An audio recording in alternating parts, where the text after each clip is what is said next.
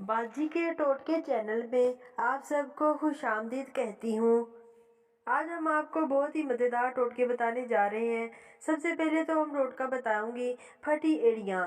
फटकरी जलाकर बारीक पीसकर नारियल के तेल में मिलाकर एड़ियों पर लगाने से फटी एड़ियाँ ठीक हो जाती हैं। नक्सीर के लिए फटकरी को पानी में घोलकर इसके कतरे नाक में टकाने से नक्सीर को आराम आ जाता है।